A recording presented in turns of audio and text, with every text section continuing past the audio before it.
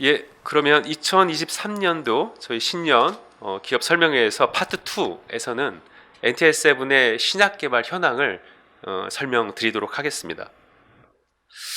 통상적으로 신약 개발은 이제 긴 기간을 필요로 하는데요. 디스커버리 기간, 뭐 전임상 기간, 프리클리니컬, 또 클리니컬 기간, 그리고 이제 허가를 거치게 되는데 저희 주력 제품인 NTI7은 이미 뭐 디스커버리, 프리클리니컬 다 거쳤고요. 클리니컬에서도 이제 중반까지 온 그러한 그 개발을 해왔습니다. 이렇게 개발하면서 저희들이 오른쪽에 클리니컬 또 레귤레터리 이렇게 임상과 허가에서 중요한 지표들에 대한 완성이 필요한데 임상 파트에서 상당히 많은 것들을 지금 이미 입증을 해왔죠. ALC의 증가, 즉 어큐트 앱솔루트 림포사이트라는 이 림프구의 그 숫자가 어떻게 되는지 600명 이상의 환자들한테 투여했고 전원이 모두 ALC가 증가가 됐는데 거의 3배 이상 증가가 됐고요. 또 항암 능력이 매우 뛰어난 TSCM, 스템셀 메모리, T세포의 증가가 25배에서 50배가량 높게 증폭이 됐습니다. 그 전에 이제 어떤 약들은 뭐 2배 정도? 뭐 이런 식의 증가는 있었지만 25배, 50배라는 이제 획기적인 증가, 이걸 작년도에 계속 보고를 했었고요. 그 다음에 TL이라는 거는 이제 튜머 인필트레이팅 림포사이트, 그러니까 튜머 안에 그 전쟁터로 과연 T세포가 얼마나 증폭이 될 건가, 이런 것들도 저희가 입증을 했고, 또 항암 효능에 대한 기초적인 결과, 그리고 구체적으로 또 바이오 마커, 그러니까 어떤 그룹이 반응을 잘할 건지 이런 것들에 대한 연구도 지금 진행이 되고 있고요. 그리고 항암 지표로 가장 많이 쓰이는 ORR, OS에 대한 평가도 지금 이루어지고 있습니다. 그래서 남은 과제는 이제 허가 임상, 피보탈 클리니컬 트라이얼 디자인, 이 디자인을 하는 것과 이 피보탈 트라이얼 완성까지 하게 된다면 임상에서 이제 해야 될 것들을 이제 마저 하게 되는 셈이고요. 이 레귤레터리 쪽으로 보면 지금 오픈 드럭 데지그네이션, 이 희귀의약품 지정이라는 어떤 그런 단계는 이미 저희들이 여러 번 잘 해서 보고를 드렸고요. 그리고 혁신 신약 지정을 통해서 빠르게 임상하는 거, 그러니까 패스트 트랙으로 갈 수 있느냐, 브레이크 스루 데지그네이션 할 수 있느냐, 억셀러레이트 어프로벌 받을 수 있느냐, 이런 부분이 이제 올해부터 저희들이 이제 해결해 나갈 예정에 있습니다. 그리고 이제 BLA, 이제 어플리케이션 하는 거죠. 그 신약으로서. 그리고 마침내 어프로벌. 이 세 가지의 과정을 이제 앞으로 해 나가면 결국 신약 개발은 이제 완성된다라고 볼 수가 있겠습니다. 이제 뭐 중요한 어떤 결과를 잠깐 좀 설명을 드리면 이제 TSCM, T세포 중 항암 효능이 매우 뛰어나다고 알려진 이 TSCM이 MSS 대장암에서도 또 췌장암에서도 50배가 증폭이 되는 굉장히 드라마틱한 증가를 저희들이 발견했고 바로 이러한 결과 때문에 작년 재작년 많은 학회에 초청받아서 발표도 이제 했었고요. 다른 여러 T세포들도 5배 이상 증가시키지만 특히 이 TSCM을 50배 증폭시킨다. 굉장히 의미 있는 결과를 얻었고요. 또한 이 키트루다 말고 테센트릭하고 같이 병용을 한 피부암에서도 25배, 30배 이렇게 높게 TSCM이 증폭되면서 이게 어떤 특정 뭐 병용 파트너랑 해야만 되는 게 아니라 NTI7에 의한 것이라는 걸 알 수가 있고 저희가 여긴 없지만 뇌암에서 이 방사능 치료 받은 후에 NTI7을 단독으로 투여를 해줘도 20배, 30배 증폭을 여전히 확인을 했습니다. 그리고 T이 증가하느냐, 전쟁터인 튜머로 얼마나 T세포가 많이 가느냐, 저희가 그 키트루다 NTI7 병용 환자 샘플을 가지고 평가를 해보니까 환자 중에 80% 이상에서 T이 증가됐고요. 또한 한 번만 투여해도 환자 중에 50% 이상에서 5배 이상의 높은 증가가 관찰됐습니다. 그래서 이런 거는 뭐 이뮤노플루오레센스 방법으로도 보고 또 플로우 사이토메트리라는 또 다른 방법으로도 확인하면서 T의 증가를 확실하게 확인하는 그런 결과를 발표했었고요. 그 다음으로는 과연 그러면 이렇게 T이 증가하고 T세포가 늘어나면 암 환자한테 제일 중요한 생존 기간이 늘어나는가? 매우 중요한 질문이었죠. 그래서 보시면은 CD8 T셀이 암 조직에 있는 CD8 T세포가 킬러 T세포가 증가하는 만큼 오버럴 서바이벌이 증가하는 이 데이터를 통해서 T세포 증폭이 거기서 멈추는 게 아니라 암 환자의 생존 기간을 늘려줄 수 있다. 이러한 좋은 그러한 그 시그널을 저희들이 확인을 했습니다. 그리고 단기적으로 이 암 크기를 재서 항암 효과를 보는 ORR 같은 경우에 저희들이 이제 작년도에 이제 발표드린 내용이 바로 간 전이에 관련해서 좀 발표를 드렸는데요. 이 리버 메타스테시스가 없는 사람들의 경우 효과가 매우 올라간다는 걸 확인을 했습니다. 즉 리버 메타가 없는 50명 중에 13명의 경우에는 이 ORR이 15%, 그리고 면역 반응을 고려한 ORR은 30%로 매우 높은 반응, 그리고 디지즈 컨트롤 레이트로 따지면은 거의 70% 가까이 이 어려운 암이, 그러니까 지금 저희들이 타겟하고 있는 이 암은 3차 MSS CRC 치료 단계고 1차에서 실패한 췌장암, 이런 어려운 암종, 그리고 여러 치료에 실패한 이런 분들을 모시고 이렇게 했는데 이런 높은 걸 얻었죠. 그리고 리버 메타가 그러면 있는 경우는 어떠한가? 그러면 효과는 저희들도 좀 낮습니다. 근데 기존에 이미 키트루다나 이런 것들이 반응률이 0이었기 때문에, 제로였기 때문에 굉장히 어려운 암에서 이러한 효과를 받고, 또한 리버 메타가 없는 경우에 이런 결과가 있다라는 것은 매우 의미가 컸기 때문에 저희들이 작년에 이제 구두 발표로 선정이 돼서 발표도 했었습니다. 그리고 오늘 좀 말씀드리고 싶은 거는 이 리버 메타가 없는 환자의 경우에는 생존율이 1년 시점이 지나서까지 100% 모두 살아계시는데, 이 결과는 굉장히 그 주목을 받은 결과였습니다. 그래서 에스모 발표 이후에, 또 SRTC 발표 이후에 바로 이 결과 때문에 많은 그 기업들로부터 이제 디스커션도 하고 연락도 받았는데요. 이렇게 그 생존 기간조차도 리버 메타랑 관련해서 주목할 만한 결과를 얻었는데, 우리가 그러면 리버 메타를 좀 한번 이렇게 다시 한번 정리를 하자면 왜 중요한 건지, 면역 항암제가 지금 휩쓸고 있지만 사실은 일부 암 환자들만 효과가 있거든요. 그래서 키트루다조차도, 옵디보조차도 프리딕터블 바이오마커를 적극 활용하고 있고요.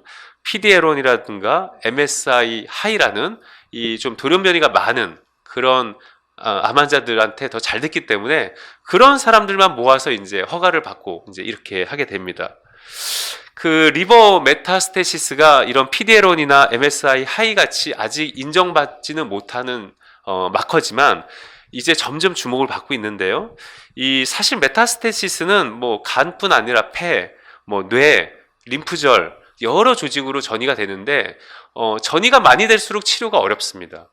전이가 안 되면 치료가 쉽고, 그거는 우리가 다 알고 있지만 리버 메타가 유독 면역 항암제에 대해서 반응이 현저히 떨어지고 그런 현상들이 발견이 되기 때문에 리버 메타하고 면역 치료하고는 뭐 관련이 있구나.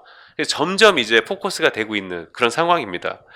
저희들이 이번에 키트루다하고 NTR7 이제 결과를 보니까 간 전이가 없을 경우에 드라마틱한 이제 그 항암 효과가 있었는데 기존의 다른 보고보다도 더 좋은 결과였고요. 그래서 저희뿐 아니라 저희도 이제 FDA하고 이런 것들을 상의할 거고, 또 다른 연구기관들의 데이터들도 있기 때문에 같이 이제 면역 항암제 개발에 있어서 리버 메타를 바이오마커로 쓰는 이런 부분은 계속 논의해 나갈 예정에 있습니다.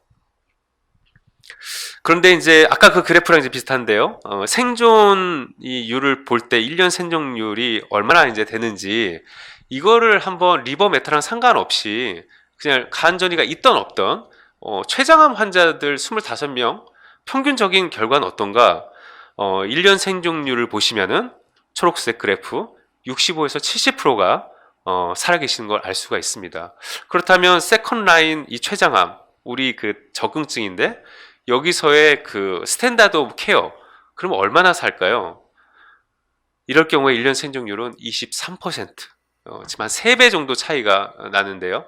저희들이 생존 기간을 매우 크게 지금 올려주고 있다. 이건 이제 리버 메타랑 상관없이 간 전이가 있던 없던 간에 저희들 NTR7 키트루다 병용이 기존의 화학치료제에 비해서 생존 기간이 훨씬 늘어났다. 그리고 화학치료제 이미 실패해서 지금 2차 화학치료 받았는데 이런 부작용이 많은 2차 치료에 비해서 이런 면역 항암제에 대한 투여는 부작용 면에서도 훨씬 더 바꾸고 싶어하는 치료법이고요. 게다가 생존 기간이 만약에 나중에도 또 3배로 늘어난다면 아마 저희 약이 이제 선정 승인도 받고 또 이렇게 환자들한테 이게 널리 쓰일 수 있는 그러한 기대를 할 수가 있고요. 그러면은 MSS CRC 대장암 환자 25명에 생존율은 어떠한가? 그 평균값을 따라 보니까 1년 생존율이 한 40에서 50%, 한 절반 정도 아직 살아 계시는데, 이런 사람들한테, 이런 환자들한테 화학항암제, 기존의 SOC 3차 치료는 어떤가? 아직 20%대죠. 이 경우에. 또 다음 약도 여전히 20%, 한 2배 정도로 저희들 결과가 좋다. 그런 것들을 이제 확인을 할 수가 있었습니다. 그래서 지금 저희가 이제 OS, 생존 기간, 또 뭐 생존율 얘기 좀 했는데, 그 앞에 이제 ORR 설명도 드렸고요. 이 두 개의 지표가 다 중요합니다. 그래서 왼쪽 ORR 보면은 이 단기적인 어떤 항암 효과를 볼 때는 ORR이 중요하고, 중장기 효과를 볼 때는 OS가 중요한데, ORR 같은 경우에는 사실 긴급 승인을 받을 수 있는 지표라서 또 중요하기도 합니다. 근데 이거는 뭐 어느 암이나 되는 건 아니고, 아주 어려운 암, 딴 치료제가 정말 너무 잘 안 들을 때 ORR을 가지고 일단은 긴급 승인을 해주고, 나중에 또 OS 평가를 받게 하는데, 그 얘기는 좀 뒤에서 드리겠습니다. 그래서 ORR은 결국은 초기 암 크기를 얼마나 줄이느냐로 평가를 하면서, 현저히 암을 줄이면은 긴급 승인용으로 쓰이기도 하는데, 이런 것들은 이제 암을 직접 죽이는 약들한테 되게 중요한 지표가 될 거고요. 저희들 같은 경우에 T세포 증폭제는 사실은 OS 쪽에 강점이 있고, 궁극적으로 이제 그 항암 평가를 받는 이러한 그 생존 기간 쪽이 좀 좋을 수 있다라고 볼 수가 있고요. 뒤에 설명을 좀 드리겠습니다. 그래서 항암제 개발은 사실은 단거리가 아니라 마라톤 경주 같은 겁니다. 저희들이 마라톤은 이제 42.195를 달려야 되는데, 뭐 5km, 10km 지점에서 1등도 굉장히 의미가 있죠. 그때 1등을 마라톤 주자가 결국은 끝까지 1등 할 수도 있으니까요. 그래서 한마디로 얘기하면 ORR 같은 거는 이제 5km 우승자고, OS는 결국은 최종 우승이라고 볼 수 있는데, 왜 그러냐? 마라톤에서도 뭐 5km 지점에서 압도적 1위를 하면은 이제 예를 들어서 트로피를 줄 수 있습니다. 그런데 왜 주느냐? 바로 이 1등이 끝까지 1등 할 수 있다고 생각하니까. 근데 만약에 1등을 못하면 어떻게 되느냐? 그 42.195에서 그럼 트로피를 회수를 해야 되겠죠. 마라톤 경기인데 끝에 1등을 해야 되니까. 마찬가지로 항암의 언어로 말씀드리면, 긴급 승인 제도로 ORR이 목표처럼 높게 나오면은 승인도 해줍니다. 그렇지만 곧바로 3상을 해야 되고요. 그 3상에서 생존율, 생존 기간을 늘리지 않으면 다시 시장에서 철수를 해야 됩니다. 그렇기 때문에 ORR도 중요하지만, 그보다 더 중요한 거는 바로 OS, 오버럴 서바이벌을 늘릴 수 있는 약이냐, 이제 이런 게 중요하게 됩니다. 그래서 OS 증가에 NTI7이 상당히 유리하다고 말씀드렸는데, 그 이유는 뭐냐? NTI7은 항암 특이적인 T세포를 늘려주기 때문에 이 T세포들이 메모리 T세포가 많고, 그래서 천천히 암을 지속적으로 공격을 오랫동안 해주기 때문에 생존 기간을 늘려줄 수 있다. 두 번째는 이 암을 인식하지 않은 T세포를 할지라도 증폭이 되게 되면 이 T세포들이 몸을 돌다가 암 조직에 머물게 되고, 이때 전쟁이 일어나고 있으면 이 세포들도 같이 이제 전쟁에 들어가서 암을 공격합니다. 이건 이제 바이스탠더 이펙트라고 하는데요. 이러한 효과로도 암을 제어할 수 있고, 마지막으로는 전혀 관련 없는 T세포지만 이 T세포들 중에는 감염을 막아준 T세포들이 있습니다. 그러니까 우리가 주변에서 암 환자들 이렇게 보면은 뭐 폐렴이나 다른 걸로도 많이 돌아갔어요. 코로나로도 주로 돌아가시고, 그 얘기는 뭐냐면 이러한 바이러스를 이제 이겨낼 수 있는 T세포가 없기 때문에 많은 항암 치료를 받다가 돌아가시는 건데, 우리 NTI7을 맞게 되면은 항암에 대한 T세포도 늘어나지만 바이러스에 대한 T세포도 늘어나기 때문에 오랫동안 건강하게 사실 수 있는 그런 기회를 갖게 되고, 그래서 전체적인 생존 기간이 늘어날 수가 있겠죠. 그래서 NTI7은 이러한 기전을 통해서 생존 기간에 더 어필할 수 있는 약이라고 볼 수 있습니다. 그래서 저희들의 이제 개발 방향은 오버럴 서바이벌을 늘려주는 이 기전과 함께 ORR을 늘려주는 다양한 약과 병용 투여를 하는 거죠. 왼쪽에 보시면은 방사선 치료, 뭐 화학 치료, 표적 치료제, ADC, 뭐 T세포 활성제, 또 아바스틴 같은 안티 VEGF 치료제들, 또 면역 감문 억제제, 이런 것들이 대부분 다 이 암을 죽이는, 암의 크기를 줄여주는 방향의 치료제인데, 오버럴 서바이벌은 우리가 책임을 진다면 이 두 개의 시너지가 나타날 수 있겠죠. 근데 OS에 적합한 후보는 저희가 거의 유일한 매우 독특한 기전을 가진 약이기 때문에 이런 병용 파트너로서 저희는 계속 매력적인 치료제 후보라고 생각을 하고 있습니다.